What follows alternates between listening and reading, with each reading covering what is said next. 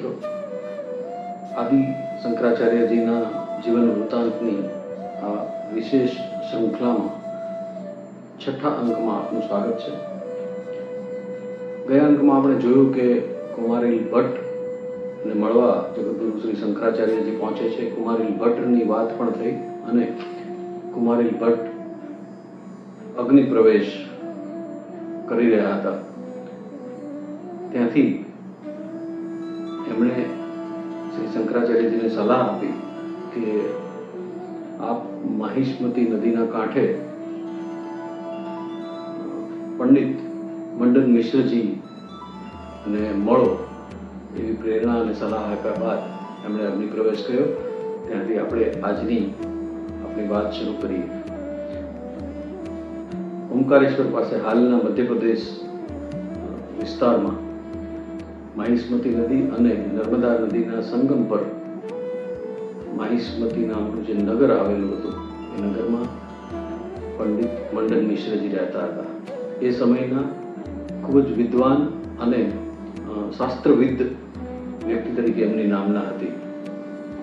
જગતગુરુ શંકરાચાર્યજી પ્રયાગરાજથી શ્રી કુમારી ભટ્ટની પ્રેરણા લઈને, એમનું માર્ગદર્શન સલાહ લઈને પંડિત મંડન મિશ્રજીને મળવા માટે માહિષ્મતી એમના શિષ્યવૃંદ સાથે પહોંચે છે. અહીં એક સરસ કથા છે.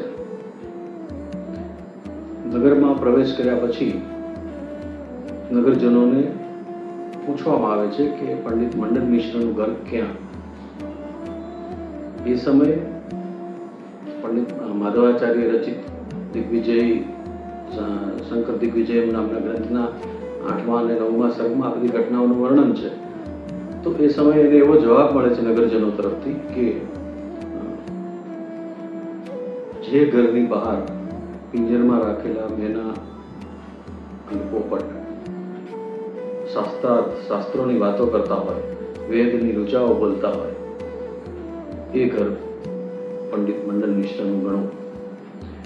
મિત્રો, કેવો સરસ એ યુગ હશે જ્યારે, કારણ કે સામાન્ય રીતે આ પક્ષીઓ નકલ કરતા હોય છે અને જે વસ્તુ સતત બોલાયા કરે એનું એ પુનરાવર્તન કરતા હોય છે. એનો અર્થ એમ કે આ વિદ્વાન વ્યક્તિના ઘરે એવું કેવું સરસ વાતાવરણ હશે જ્યાં શાસ્ત્રોના શ્લોકોનું સતત પઠન થતું હોય, ત્યાં વેદની રુચાઓનું પઠન થતું હોય અને એક બહુ સરસ સ્પંદનયુક્ત અને કેટલી બધી પવિત્ર જગ્યા હશે એની કલ્પના થઈ શકે છે. એના શ્લોકમાં એવું લખ્યું છે કે કર્મનું ફળ કોણ આપે છે, ઈશ્વર આપે છે કે કોણ આપે છે, અથવા બ્રહ્મ શું છે, આવી બધી ચર્ચાઓ ત્યાંના મેના પોપટ કરતા એવી નિશાની લઈ અને શંકરાચાર્યજી એમના શિષ્યવૃંદ સાથે પંડિત મંડન મિશ્રના ઘરે પહોંચે છે. આગતા સ્વાગતા પછી પંડિત મંડન મિશ્ર પૂછે છે કે હે આચાર્ય, હું ભિક્ષામાં આપને શું આપું? અને એ સમયે આ જગતગુરુનો વિરોધ પામેલ 16-17 વર્ષની ઉંમરનો એક બાળક જે શંકરાચાર્ય બની ચૂક્યો છે, જેમણે ભાષ્યો લખ્યા છે, એ બાળક બીજી કોઈ વસ્તુની માગણી, રહેવાની વ્યવસ્થા કે ભોજનની વ્યવસ્થા એવી કોઈ વાતની માગણી કરતો નથી. પણ એ બાળક જગતગુરુ શંકરાચાર્ય ભિક્ષાના જવાબમાં એમ કહે છે કે મારે ભિક્ષામાં આપની સાથે શાસ્ત્રાર્થ કરવો છે. કેટલી મેધાવી પ્રતિભાઓ, કેટલા ઉચ્ચ કક્ષાના વિચારકો આપણી સંસ્કૃતિમાં થયા છે. અને મંડન મિશ્ર સહર્ષ એ વાતનો સ્વીકાર કરે છે. હવે શાસ્ત્રાર્થ એટલે હારજીત કરતા પણ એ સમયની સમજ અને એ સમયની પરંપરા પ્રમાણે સામેની વ્યક્તિનો મત જો હું માની લઉં તો મારે એ વ્યક્તિનું શિષ્યત્વ સ્વીકારવું પડે. આ પ્રકારના શાસ્ત્રાર્થ ત્યાં થતા રહેતા કે પોતાના મત, પોતાની સમજણને સિદ્ધ પ્રમાણ કરવા માટે આ શાસ્ત્રાર્થ થતા રહેતા. તો આ પ્રકારનો શાસ્ત્રાર્થ બંને વચ્ચે કરવાનું નક્કી થયું.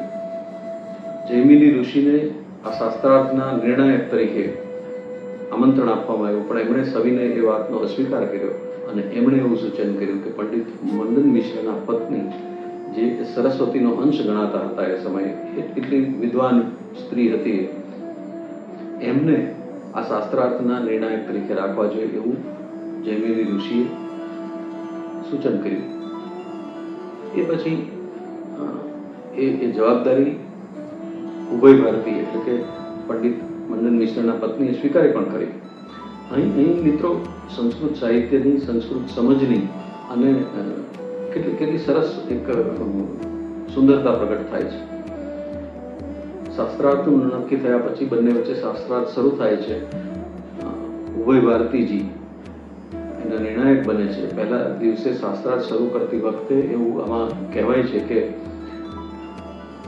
બંનેને એક ફૂલની માળા પહેરાવવામાં આવી, જગદગુરુ શંકરાચાર્યજીને અને પંડિત મંડન મિશ્રાને. અને એવું એક પ્રમાણ, કારણ કે એ શાસ્ત્રાર્થ સાંભળવા પણ નગરના ઘણા બધા વિદ્વાનો ભેગા થયા હતા, તો સૌને એ પ્રમાણ મળી રહે માટે જેમની પુષ્પમાળા પહેલી સુકાઈ જાય કે કરમાઈ જાય એ વ્યક્તિ શાસ્ત્રાર્થમાં પરાજિત થયેલો ગણાશે. તો પહેલા દિવસે આવો એક શાસ્ત્રાર્થ આવી સમજૂતી સાથે શરૂ થાય છે. શાસ્ત્રાર્થ દરમિયાન ત્રીજા પ્રહર દરમિયાન ભોજનનો સમય થતા અહીં મિત્રો સંસ્કૃત ભાષાની અને એ લોકોના સંવાદની કેટલું સરસ સૌંદર્ય પ્રગટ થાય છે.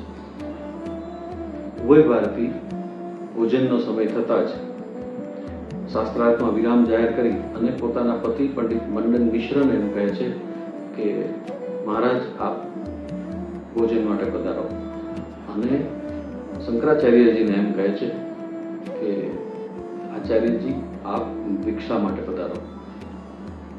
એ પછી ઘણા દિવસો સુધી આ શાસ્ત્રાર્થ ચાલે છે અને એક તબક્કો એવો આવે છે કે જ્યારે પંડિત મંડન મિશ્ર પોતાનો પરાજય સ્વીકારે છે, એમના ગળાની પુષ્પમાળા કરમાઈ જાય છે અને તાળીઓના ઉદ્ઘોષ, વિદ્વાનોના જય હોના ઉદ્ઘોષ વચ્ચે જગદગુરુ શંકરાચાર્યજી શાસ્ત્રાર્થમાં વિજેતા જાહેર થાય છે. અને એ જે શરત હતી કે જે પરાજય સ્વીકારે એમણે સામેની વ્યક્તિનું શિષ્યત્વ સ્વીકારવાનું રહેશે.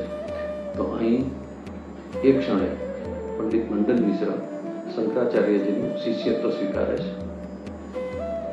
હવે અહીંયા પેલી ભાષાની જે મધુરતા અને સૌંદર્ય કેવી સરસ રીતે પ્રગટ થાય છે.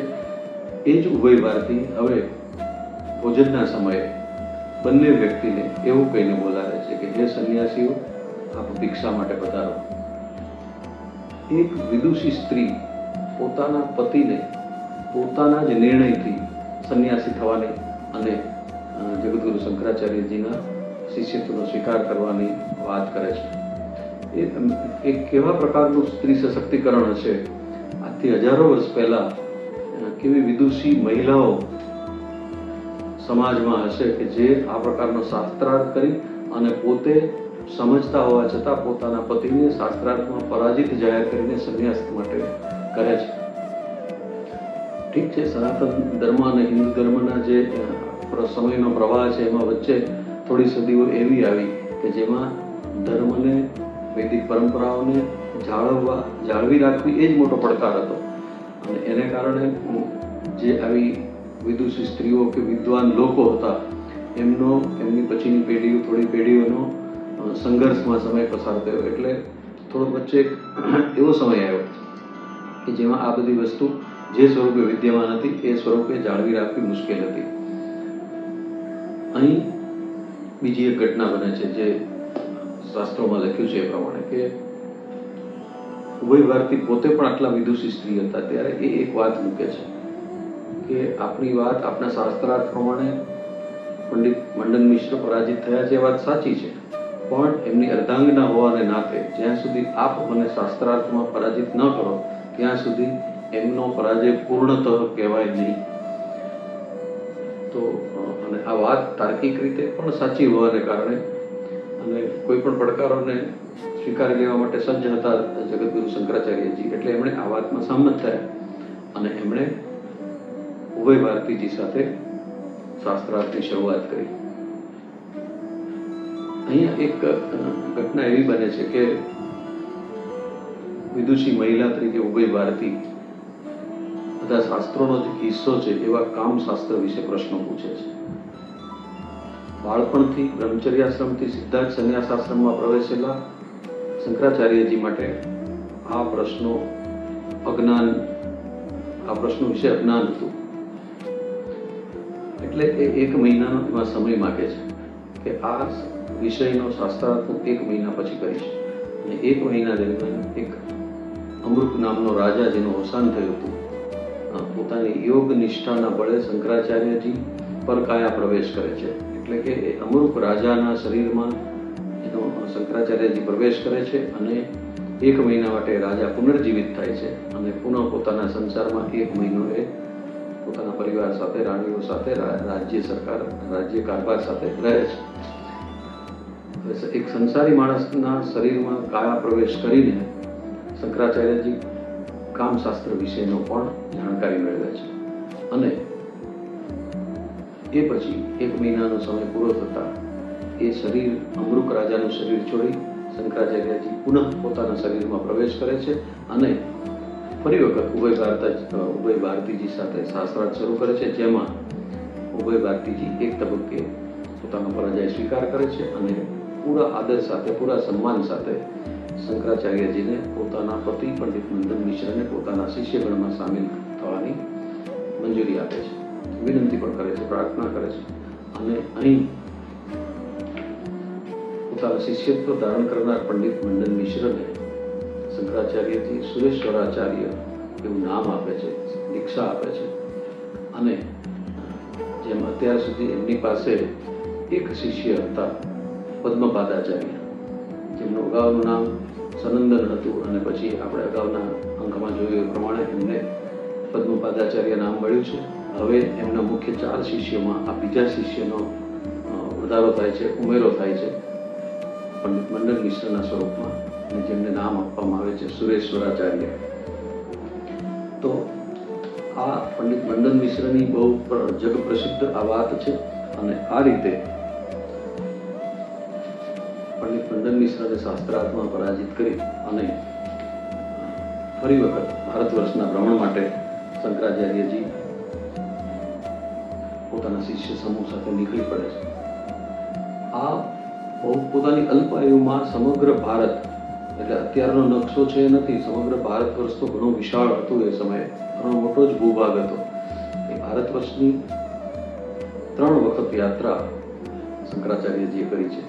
એમાંની આ પહેલી યાત્રા એમની દક્ષિણથી કેદારનાથ સુધીની હતી. આ યાત્રા હવે મધ્ય ભારતમાં પહોંચી ચૂક્યા છે. ફરી વખત એ દક્ષિણના પ્રવાસે જઈ રહ્યા છે. હવે પછીના અંકમાં આપણે એમના દક્ષિણ પ્રવાસની અને એમના જીવન વૃત્તાંતની બીજી વાતો કરીશું.